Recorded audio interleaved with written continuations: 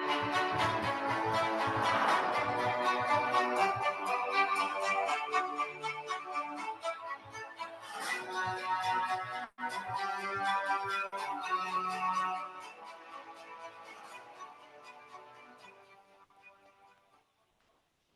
right, well, welcome to another episode of Traveling Through History. We're really glad you're here. This is our channel that's dedicated to looking at the people and the events that shaped our history.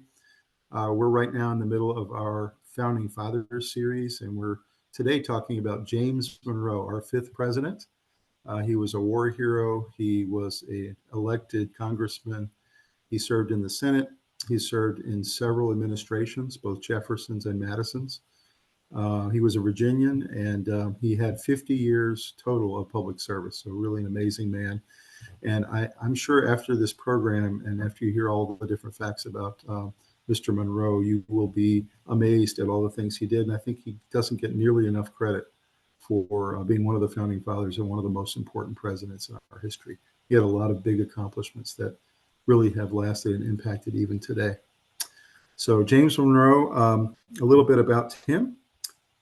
So he was the last American president of the Virginia dynasty, the Virginia dynasty being out of the first 5 presidents, 4 of them were from Virginia.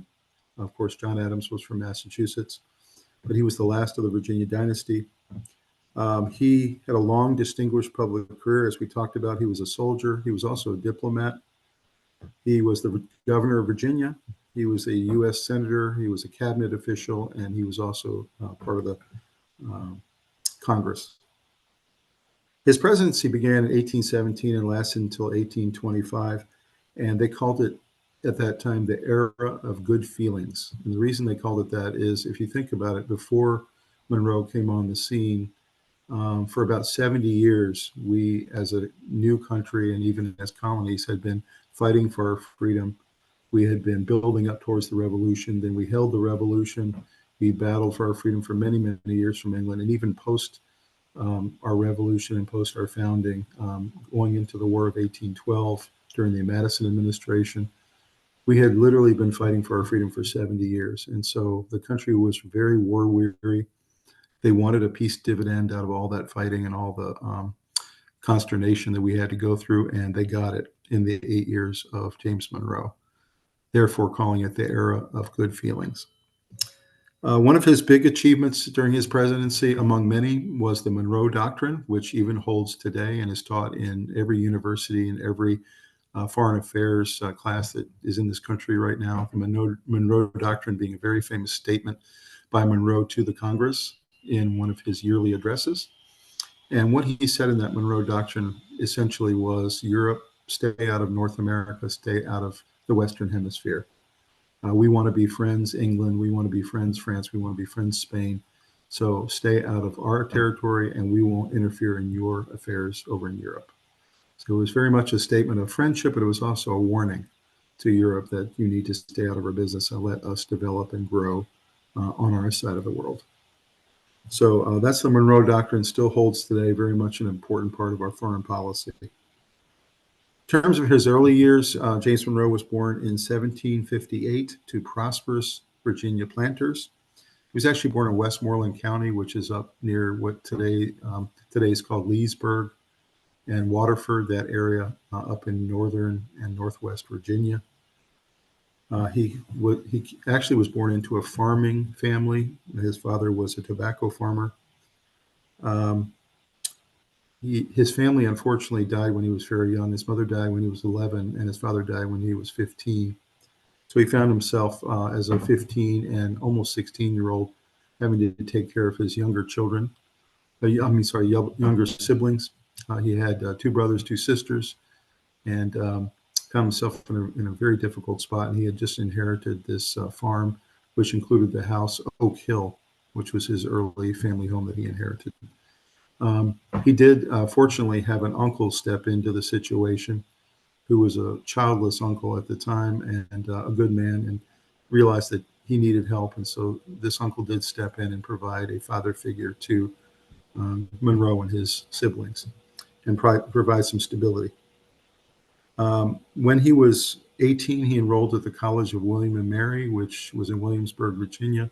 This is the place that all of the noblemen of Virginia went. The only one, of course, if you watch the Madison episode, was Madison actually went to college up in New Jersey. But for the most part, most of these gentlemen at the time went to the best college at the time, which was William and Mary.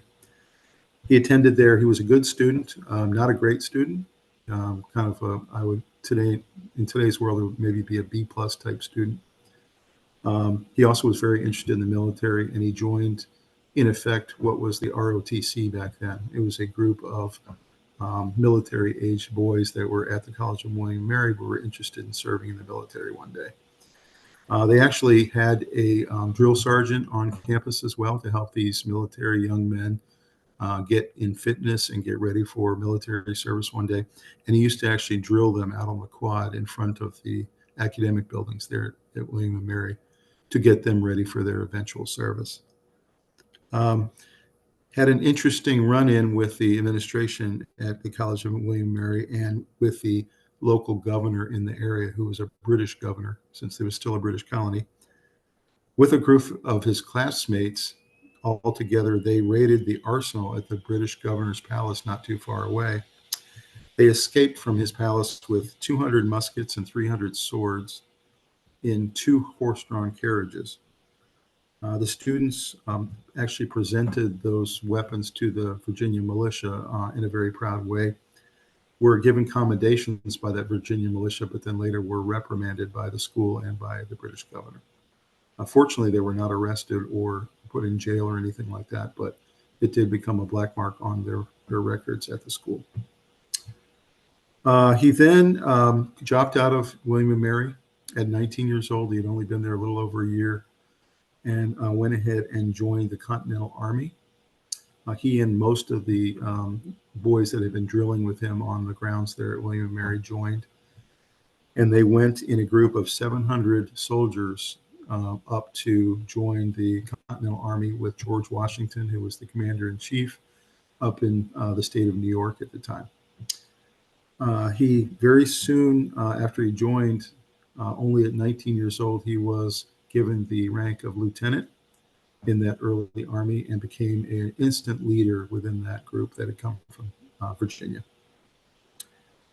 He was very well known for a famous picture, which we'll show you a little bit later, of the famous picture of George Washington crossing the Delaware to go attack Trenton late at night across an icy river. I think most of you probably remember that picture. We'll look at it a little bit later, but he was the person that is depicted in that painting as holding the continental American flag at that time.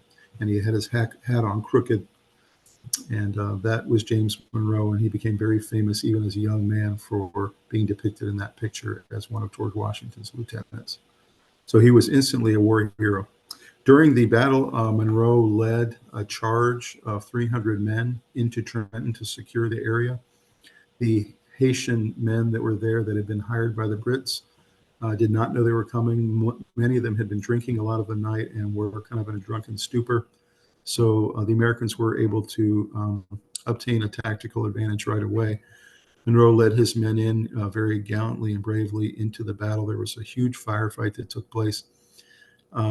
They ended up winning the battle, but towards the end of the battle, Monroe actually was wounded. And at the time, most of the men thought he was mortally wounded through his shoulder. It had actually ruptured an artery. And he was very fortunate because there was a doctor in the town of Trenton that was not too far away. They were able to get the doctor to come onto the field and dress him and get the bleeding stopped, and then get him to a local hospital so that he could then survive for later life, of course. So he got very lucky there that there was a doctor nearby. But he was given commendation and a gold star after that particular battle for gallantry. He got promoted after that battle also to captain by George Washington and given a captain's sword. So as you can see, he was very quickly moving up the ranks within the Continental Army. He did take 4 months to recover from his wounds, but when he finally did, he was back in the good graces of the Continental Army, and he joined the staff of General William Alexander. at that time, being one of the highest captains in his group. And then finally, by the end of the war, and he was actually there at the last battle against the British at Yorktown, and he was actually one of the individuals who was able to accept the resignation swords from some of the British officers that resigned that day. He then went back home after the war was over, and he was appointed colonel in the Virginia militia, just to take care of and train those troops going forward after 1779. In 1780, Governor Thomas Jefferson sent Monroe to North Carolina to report on the battle entrenchments at that time and make sure that North Carolina was secured for any future engagements against the British. After the war was over, in total, Monroe studied law with Jefferson. Jefferson at the time was the governor of Virginia, and took James Monroe under his tutelage and started having him study under him the law and getting ready for the Virginia bar. It was said at the time that James Monroe was an okay lawyer, not a great lawyer. He did have some very high-profile cases that Thomas Jefferson gave him, and he was successful. But the entire time he was thinking about politics, he was thinking about other paths that he could take, very similar to Madison, who was not real fond of the law. So he also met his wife at this time on a trip to New York. And we'll talk a little bit about Elizabeth Courtwright a little later, but she was a daughter of a New York merchant. They fell in love instantly, and they had a long love affair their entire lives until death. Very nice relationship that they had. As a matter of fact, they were so close as a family that once they had their two daughters, the four of them would travel together through his entire public service to England, to France, to other countries, all over the United States when he was president. Unlike the other founding fathers, James Monroe was very much a family man, and he wanted his family with him everywhere he went. So that was kind of a cool story there. In 1787, Monroe began serving in the Virginia Assembly, was chosen the following year as a delegate to the Virginia Convention, considering the ratification of the new Constitution, which had just been passed down by the Continental Congress and was being sent to all 13 colonies for ratification. At that constitutional convention that Virginia was considering ratification, James Monroe joined Patrick Henry as the two very loud voices against passage of the Constitution. He was very much against the Constitution at first, and the reason he was is because he felt like it didn't have the Bill of Rights in it, and he felt very strongly that without the Bill of Rights and without individual protections of freedoms, that Virginia should not pass it, and Virginia should insist on those Bill of Rights before passage. He felt very strongly about that, and he agreed with Patrick Henry, who was voraciously arguing against it. They did not win that battle, the two of them. Madison won out, and Virginia did ratify it 89 to 79. Also, Madison ran against James Monroe, even though they were good friends at the time, for the newly minted Congress, and Madison won the congressional seat. James Monroe was defeated 60% to 40%. They were able to maintain their friendship throughout the entire running against each other, which was pretty amazing.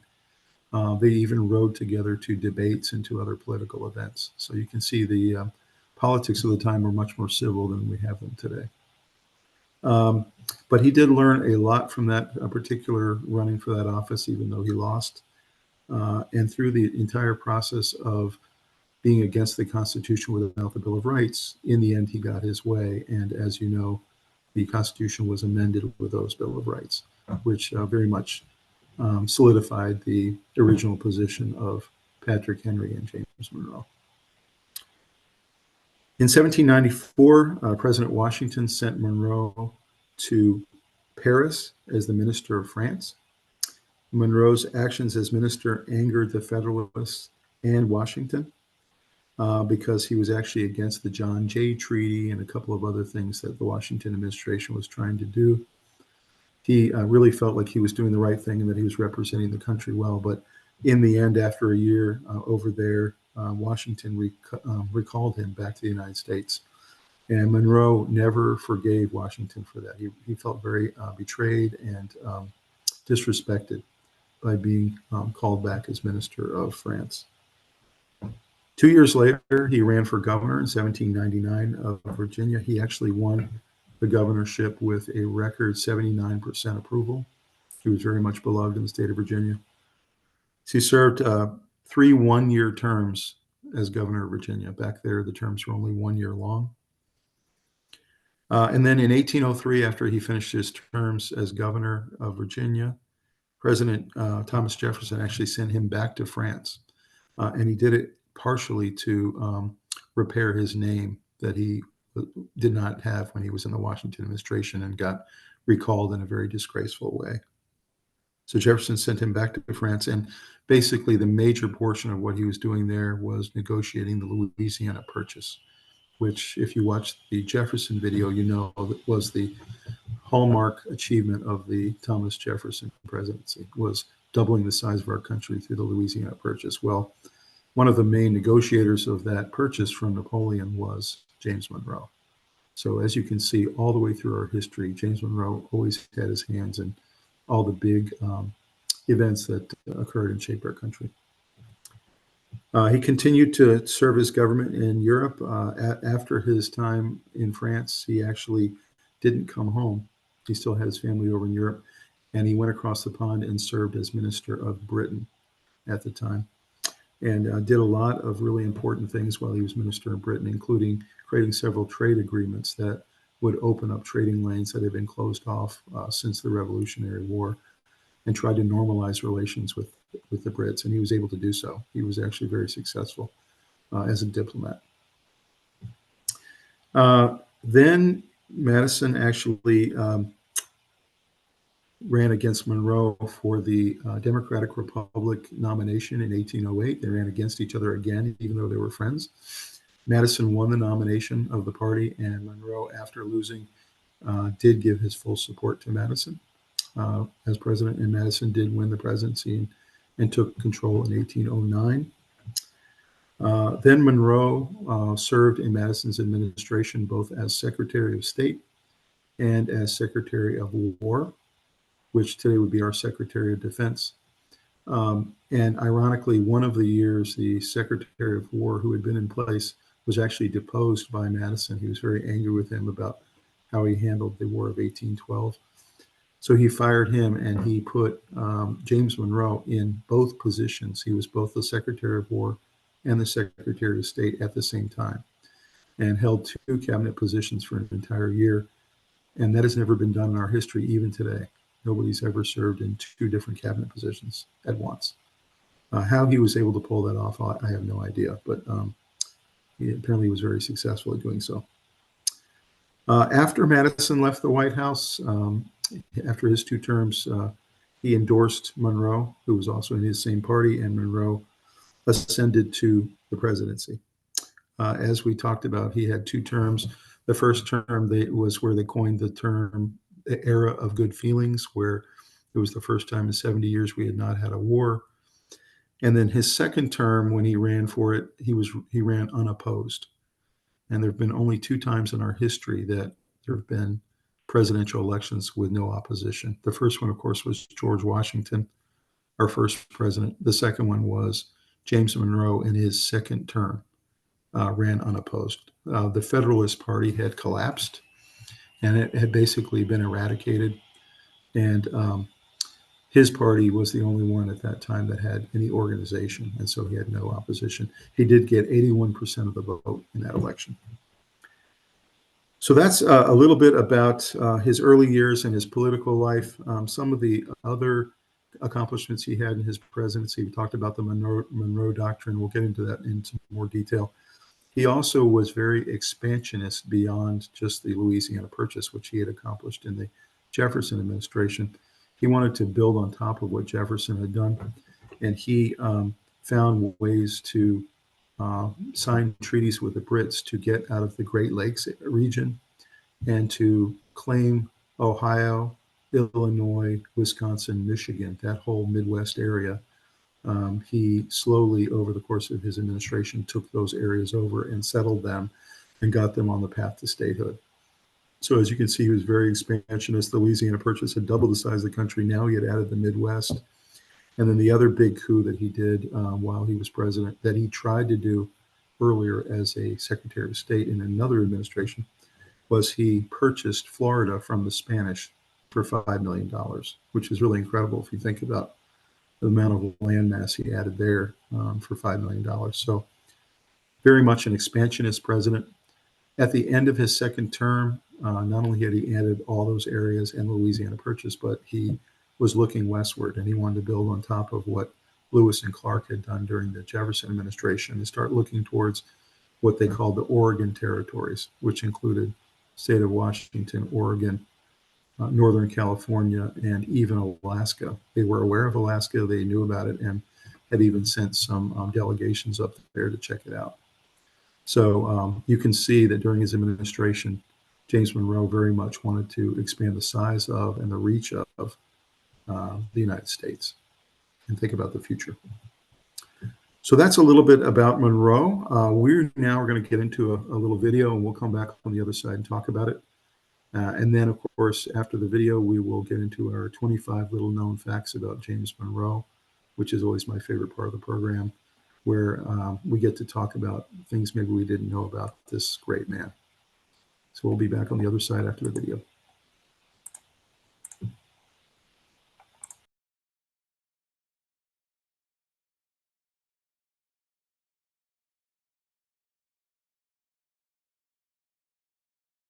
On December 26, 1776, 18-year-old James Monroe lay dying outside of Trenton, New Jersey.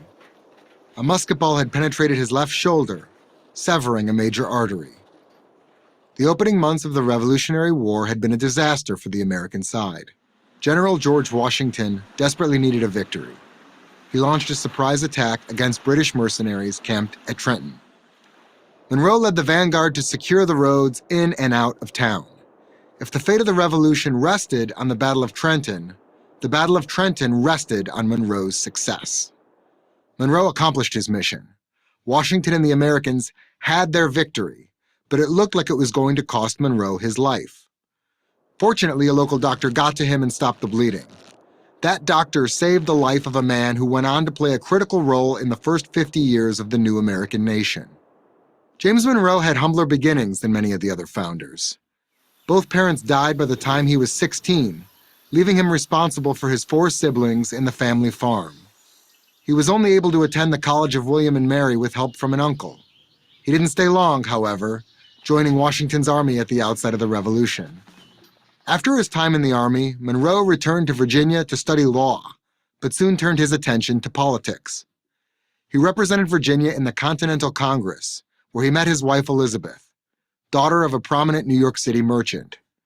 They married after a short courtship. It was a genuine love match and one of the great romances of the founding era. During this time, Monroe also developed a close friendship with fellow Virginian James Madison. But the friends found themselves on opposite sides of the critical issue of the day, the fate of the new Constitution.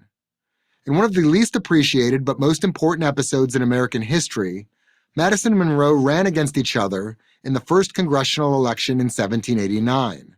Monroe opposed the Constitution because it lacked a guarantee of fundamental rights, like freedom of speech and freedom of religion. Madison believed those rights were already secured by the limits on government in the Constitution. Madison won the election, but Monroe won the argument. Madison recognized that a Bill of Rights would be needed in order for the Constitution to be broadly accepted by the people. After serving terms as a senator and governor of Virginia, Monroe was sent to France by President Thomas Jefferson to buy the city of New Orleans from the French Emperor Napoleon. But to Monroe's surprise, Napoleon offered Monroe not just New Orleans, but the entire Louisiana territory. Monroe had a problem. He didn't have any authorization to make such a large purchase. He decided to make it anyway, doubling the size of the United States. Had Monroe done nothing else, his place in American history would have been secure. But his greatest contributions were still ahead. In the War of 1812, President Madison relied more on Monroe than anybody. Monroe served as both Secretary of State and Acting Secretary of War. Working tirelessly for days on end, often with little sleep, Monroe helped Madison stave off disaster and achieve a negotiated peace with Great Britain. When Madison's second term ended, Monroe was the natural choice to replace him. He won the 1816 election decisively and became the 5th President of the United States. Perhaps more than any founder, Monroe had a vision for America as a growing, expanding nation. He negotiated with the British to demilitarize the Great Lakes, establishing our northern border, and set the stage for future American ownership of the Oregon Territory in the West. In the South, he acquired Florida from Spain in exchange for settling some outstanding claims. And he signed the Missouri Compromise, which diffused a major domestic crisis that threatened to split the country. The compromise would draw a line across the country. New states above the line would be free states, and new states below the line would be slave states. Instead of civil war, this time became known as the era of good feelings. Monroe won re-election in 1820, unopposed. His most enduring accomplishment would come in his second term, the doctrine that bears his name. The Monroe Doctrine declared that the United States would not permit European powers to colonize the Western Hemisphere. In doing so, he put the world on notice. The young nation was now a major power. While Monroe did as much as any president to secure America's prosperous future, he had less success securing his own. He left the White House deeply in debt, most of it expenses he had incurred on the government's behalf. Monroe was forced to sell almost everything he owned and live with his daughter in New York City. He died in 1831 and, like Adams and Jefferson before him, on the 4th of July. We're lucky he didn't perish on that roadside in Trenton. I'm Chris DeRose, author of Founding Rivals, Madison vs. Monroe, the Bill of Rights, and the Election That Saved a Nation, for Prager University.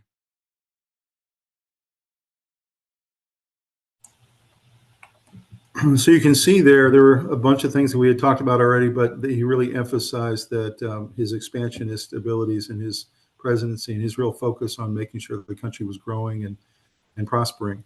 He mentioned the Great Lakes region and the agreement he had come to there with the Brits to be able to claim those states up there and those territories, the Oregon Territory and the expansion out west, the purchase of Florida from Spain, and then the one thing that I hadn't mentioned before, but it's very important, is the Missouri Compromise, which was a way for the country at the time to deal with this very difficult issue of slavery.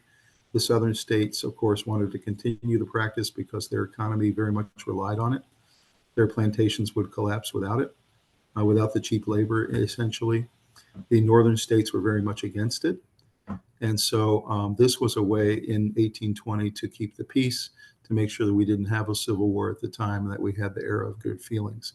As we know now, that compromise only bought us about 45 years of peace, because eventually that problem was going to come to a head and that we as a country were going to have to deal with the abhorrent practice of slavery, which is why in 1865 we ended up having to deal with the Civil War and eventually eradicate slavery altogether. So the Missouri Compromise, another very important part of his administration he had to deal with, and this was his way of keeping peace in the country. So that was a real interesting video. As you can see, a lot of things that happened with Monroe throughout his life, his 50 years of service. He became a key member of several different administrations. Of course, then won fairly easily the presidency and won re-election in a complete landslide because he had no opposition. So this great man, I believe, is underrated as one of our founding fathers and one of our presidents. So now we're going to take a quick look at the 25 little-known facts about James Monroe, and we'll come back and talk about it on the other side.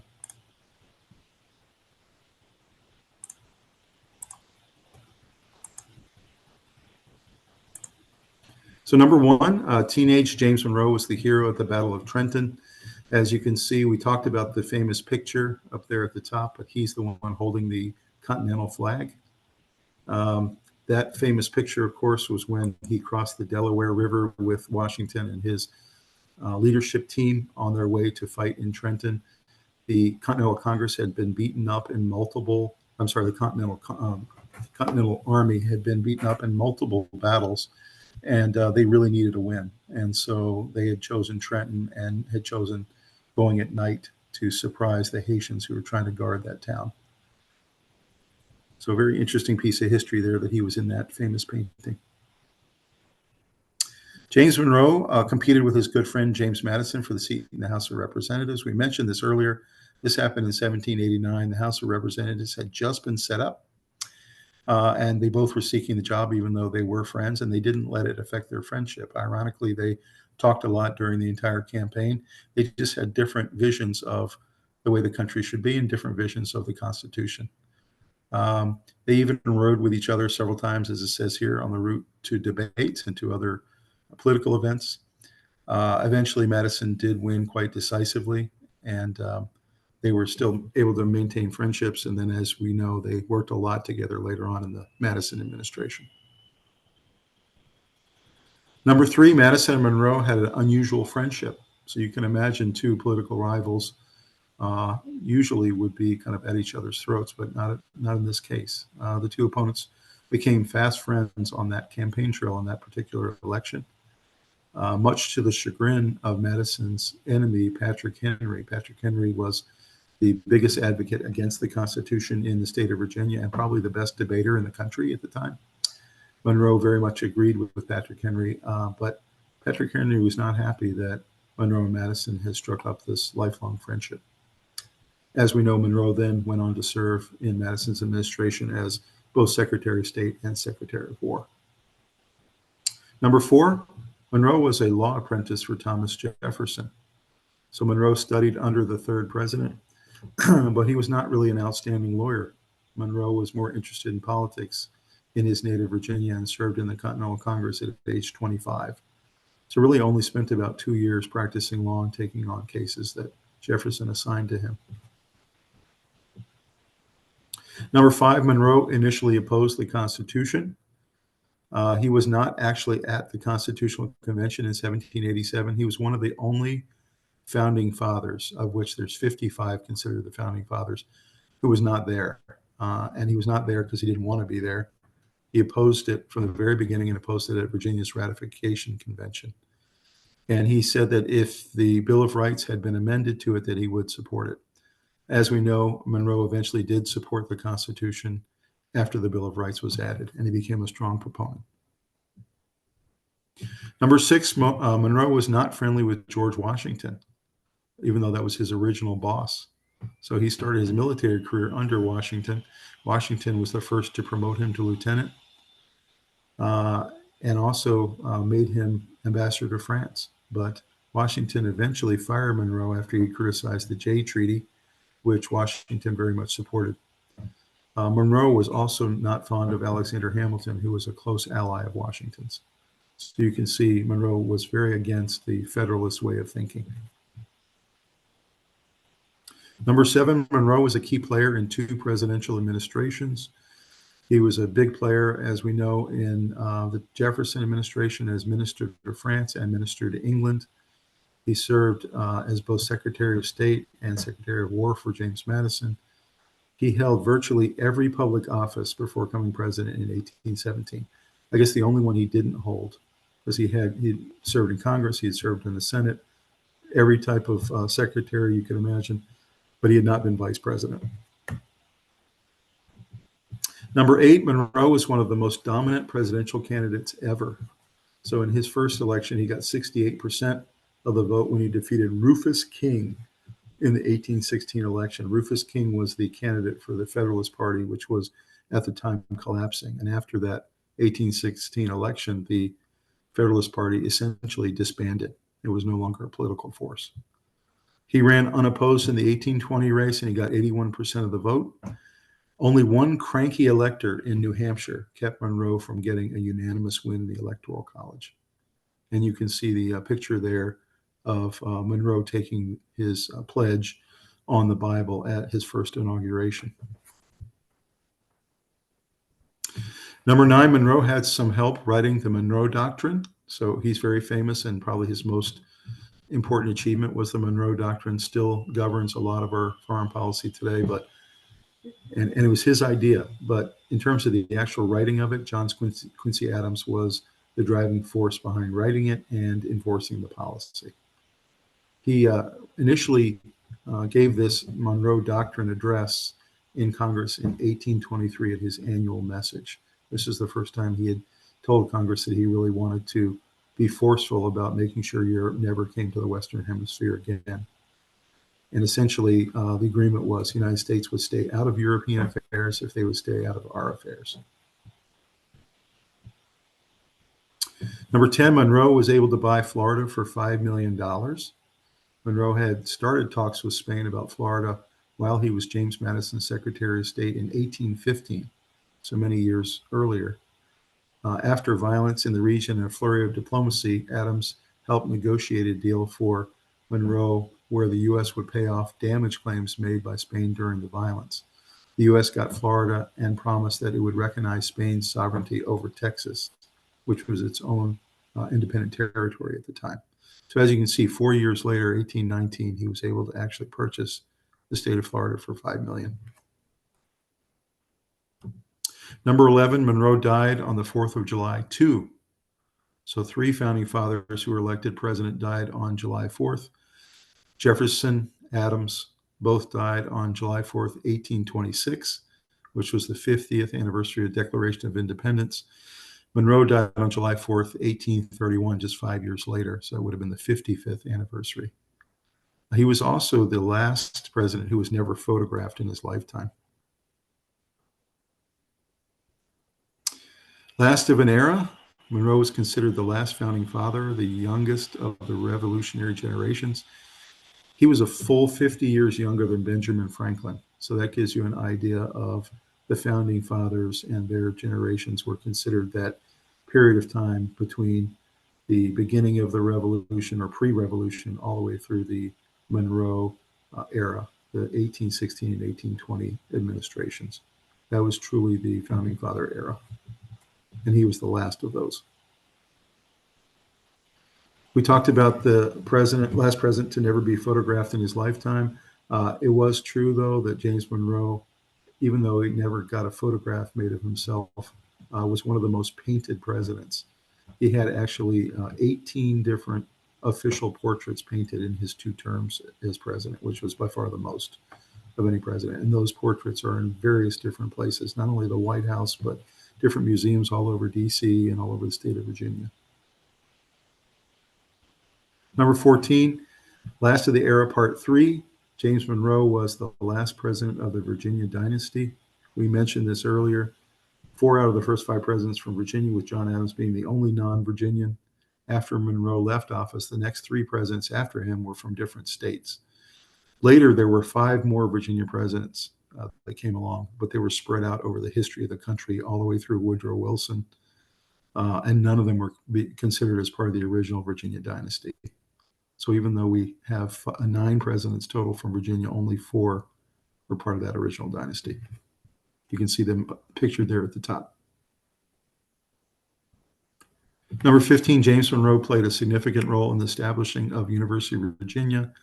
So similar to Madison and Jefferson, who had both played a big role in the founding of this university, this was really Jefferson's baby and his idea.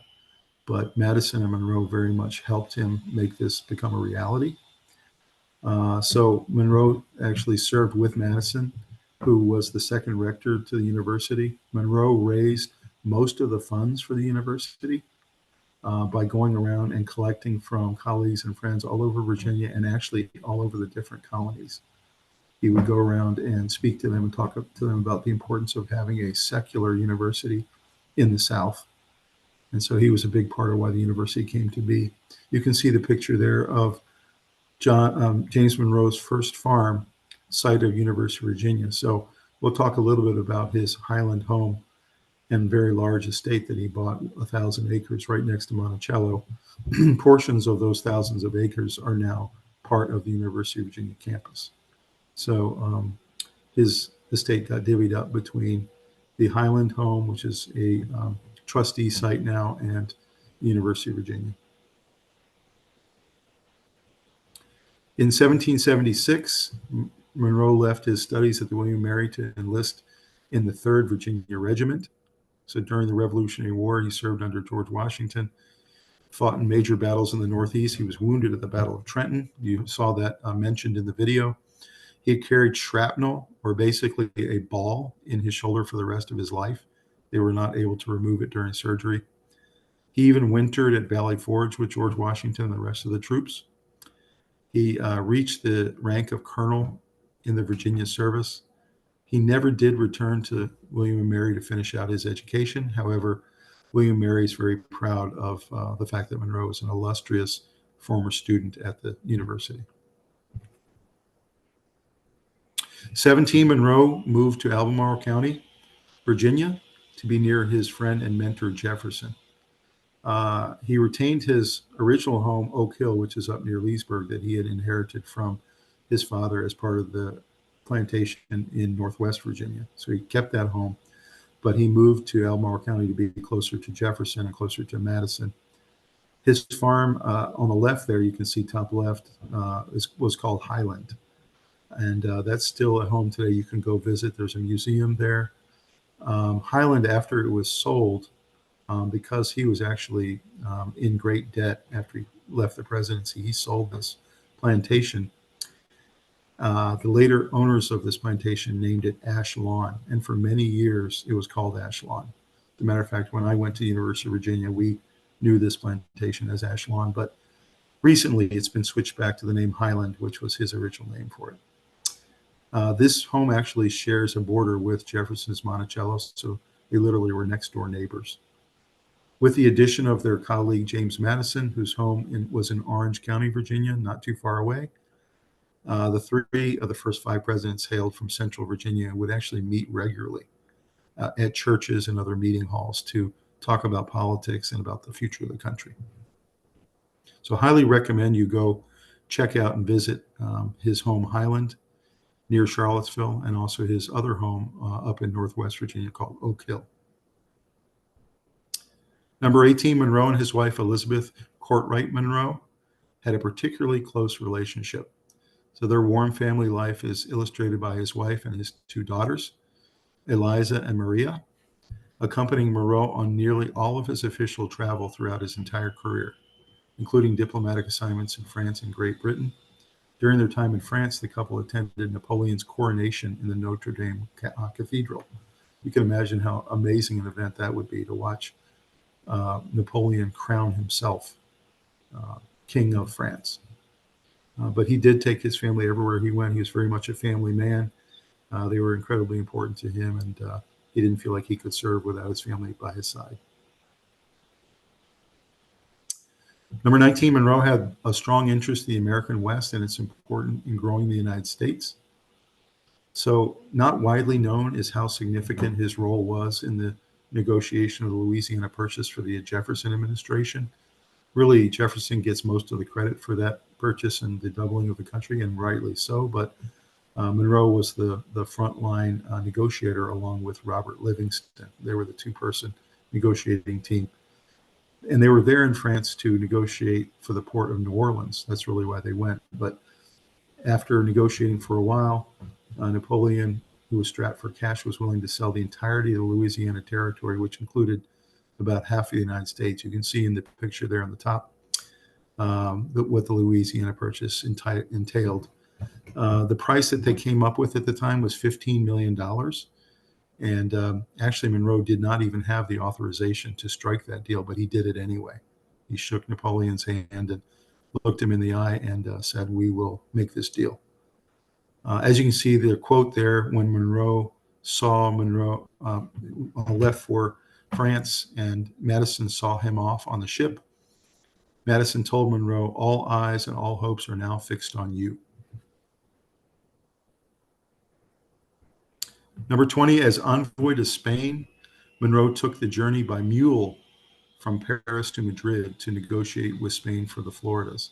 So you can imagine he was going to try to buy Florida for the United States on a mule. And you can see on the left there how uncomfortable that would be to go from one country to another in Europe to go try to negotiate a deal for Florida. He was unsuccessful on that trip in 1815, but as we know, 4 years later, he was able to swing the purchase of Florida in 1819 and add another state to our country that was growing. Number 21, Monroe's first presidential term was coined the era of good feelings. You can see some of the flags that were there. It was very much a big deal that we finally had a peace dividend after 70 years of war and fighting for our independence. This was really a period of national unity. The Federalist Party had collapsed and disappeared. There was a transitionary one-party government for a while, Monroe, of course, being the head of that government. In 1820, he ran unopposed and was reelected. This was the last time that the United States saw a candidate run without opposition. Monroe was the only president beside Washington to do so. 22, Monroe was the first president to travel by steamboat. This was a momentous occasion that occurred on his goodwill tour of the southern states. In this case, he was on the Mississippi River, and he was taking that steamboat north to the different states.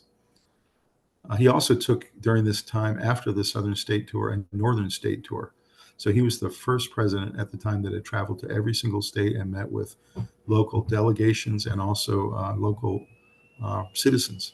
And he became very, very popular doing this process. The people really loved him, and they would throw parades and lavish dinners and other grand events as he would come into town. The city of Charleston, South Carolina, even barbecued an ox in honor of his visit, which was a big deal back then.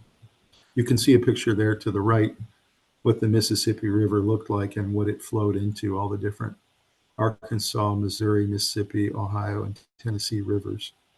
So it was a major artery that split our country in two.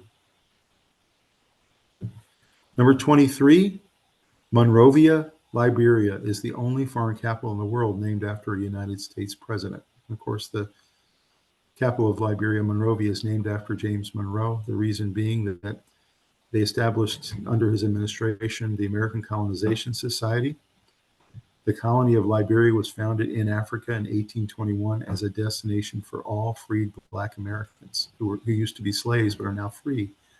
And they had the option to stay in America as a freed slave, or they could move back to Africa and go live in Monrovia, Liberia. It's a very interesting factoid there that he was part of the movement of providing a place for freed slaves to go live and to prosper.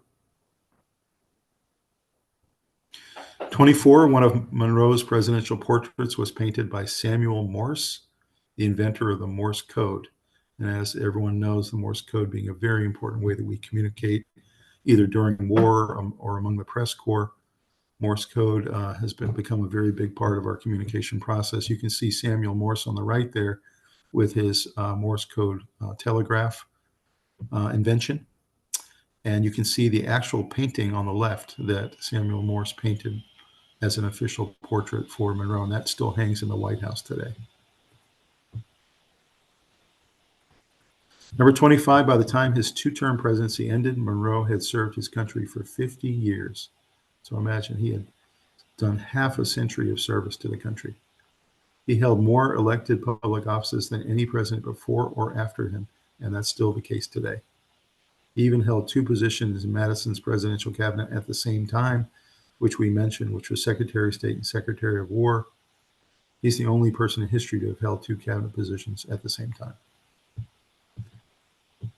So a lot of great little known facts there. Hopefully you enjoyed that and that you were able to really get some great knowledge about this man that not that many people know about as one of our last founding fathers, our fifth president, a fine Virginian, a fine American, somebody who gave up his life almost at the Battle of Trenton and then all the way through his service as president and his later service after that in doing many projects for the state of Virginia, the University of Virginia, and continued to write and to be involved in political discussion even after he left office.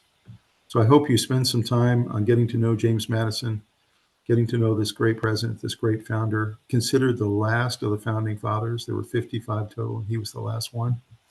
And hope you spend some time digging into his life. And thank you very much for joining, and look forward to seeing you at our next episode.